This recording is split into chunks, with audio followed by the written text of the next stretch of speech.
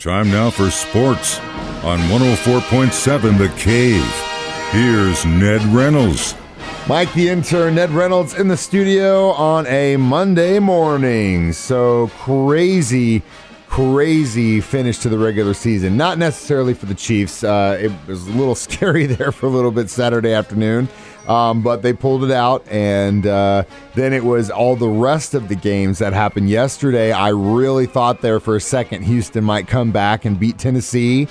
Got close. I know you're shaking your head. No, but it was close, and I had hope. There were a lot of Chiefs fans of that game. Well, keep in mind now that Tennessee had lost to Houston in Nashville just maybe a month or so ago. So, sure, anything's possible, but Tennessee pretty much knew what was at stake, and they had a, 21-0 lead or 21-7 first lead. Half. So they had really taken their foot off the accelerator a little bit and coasted. I really never thought that Tennessee would lose that game.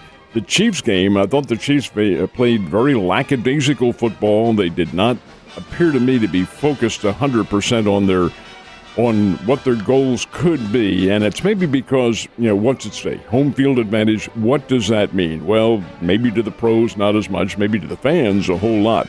But the Chiefs finally woke up and realized that, hey, we're the better team than Denver. We better get with this thing, and did hold on to that defensive play. Was huge with Nick Bolton running it back 86 yards on a Melvin Ingram caused fumble to Melvin Gordon, of all people, who's an all-pro running back. So, yeah, that was a big deal. What bothers me a little bit was that it took one big play for the Chiefs to win. All right, you're getting the playoffs now. And here the Chiefs are going to play the Steelers.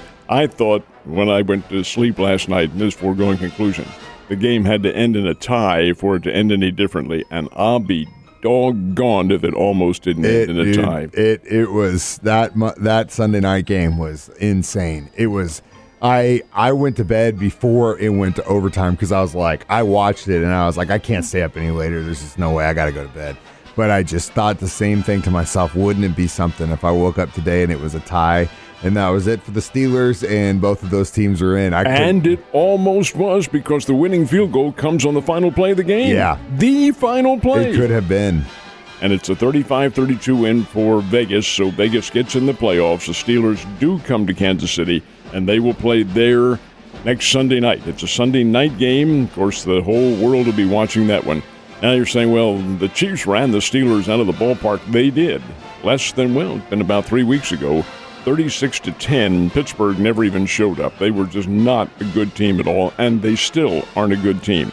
The Pittsburgh Steelers are not the black and gold colossus that we remember from several years ago. A hard-hitting, just a really nasty defensive team. They aren't that anymore. They're still a pretty good football team, and they'll come out and they'll compete. And I really think the game will be a little bit closer than it was, but I don't have any fears for Kansas City in this opener. After that, we'll just have to roll the dice and see what happens. It'll be great to see the Kansas City Chiefs retire Ben straight out. And, looking at all the possibilities that could have been and who the Chiefs were facing, I am really happy with this result. I think this was the best possible result for the Chiefs are to face the Steelers at home. It is, with the exception that the Chiefs are banged up. This hasn't happened all season long. Yeah, they've had guys who've had bumps and bruises and all that sort of thing. I worry about Tyreek Hill's heel. And he has an injured heel. It was obvious it was injured. He was limping out on the field. But how serious that is it a bruise? If it is, then he'll have a couple days to recover. They'll stretch out today and then go back to work probably Wednesday to get set for a Sunday night game. And Kelsey got banged around pretty good, too. Yeah, he did. And these guys have been taking hits for 17 games all season long. They're not the only ones. Of course, everybody falls into that category. But the Chiefs have been able to escape any kind of serious injury. Even Darren Williams was banged up a little bit, although I think Clyde Edwards-Helaire will probably be back in Sunday. But over and above all that, those accumulative injuries, especially when you have had none during the season, that has a tendency to catch up. That does bother me a little bit about Kansas City. We'll see how the week progresses, what kind of therapy they can go through, how serious those injuries are. Well, I don't think they are terribly serious, but they're nagging. and nagging injuries can be very costly. Yeah, but as you saw on Sunday, even with that nagging injury, you could see Tyreek just chomping at the bit to get out there. And they let him out there a couple times, but eventually they were just like, he can't. Yeah, he's hobbling Mike, everywhere. That's the mindset of an athlete. Yeah. He wants to get out there. You have to govern these individuals with a level of control because there are other games to play. Absolutely, and that starts Sunday night against the Steelers at Arrowhead. So, Bears, how'd they make out this weekend? It was a tough game, very tough game. Late Saturday afternoon, early Saturday evening, Northern Iowa comes into play. And this was a high-scoring basketball game. Northern Iowa wins it 85-84, and they won it on the 33-point performance from A.J. Green. Now, A.J. Green sat out most of last year. The year before that, he was the Missouri Valley Conference Player of the Year. He is no fluke. 33 points is what he had. He is getting his sea legs, so to speak, back with him now after getting off to a slow start this season. Terrific scorer, great balance. Well, he seems to make every shot around, and he almost does. He was something like 14 of 15 from the foul line, and then his goals. He's not a prolific three-point shooter. He just drives and does a terrific job. The Bears had Isaiah Mosley score 43 points. Wow. 43 of the Bears' 84. Therein lies the problem. You've got to have a little bit more balance. I think what these teams are doing is allowing Mosley to score from outside and shutting down Gage Prim underneath. And Prim is the guy on whom the offense is all based. But he's being double and sometimes triple teamed underneath, and it's very tough for him to get any shots off, so he's having assists. And when you assist to Mosley, that's good because he can shoot very well, but it can't be just one person. In the case of Northern Iowa, they held on, had the lead much of the game at JQH Arena, and hold on for a win, 85-84. When you lose at home in the Valley, that's tough.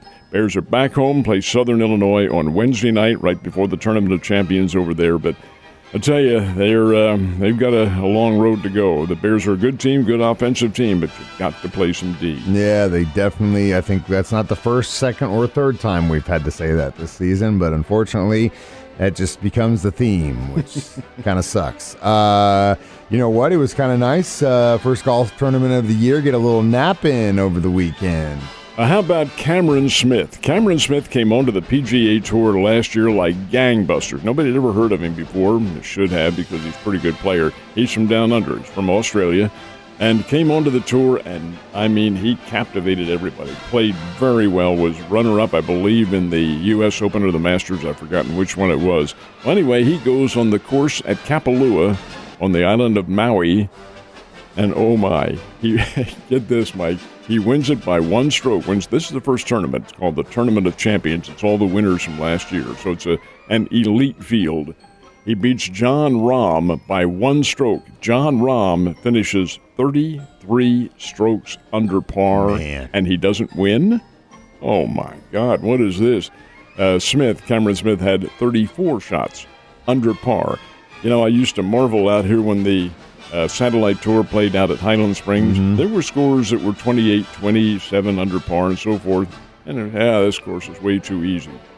34 under par? What on earth? Anyway, they're going to have to do something with that course at Kapalua on Maui, because that's way too easy for these guys. It sounds like they're playing a putt-putt course to me. Almost does. It's a beautiful course. It's right there on the coast, and the ocean's coming in, and the sun is shining, and it's warm, and the palm trees are there, and everybody's in short sleeves. That's great, but you better toughen up that course.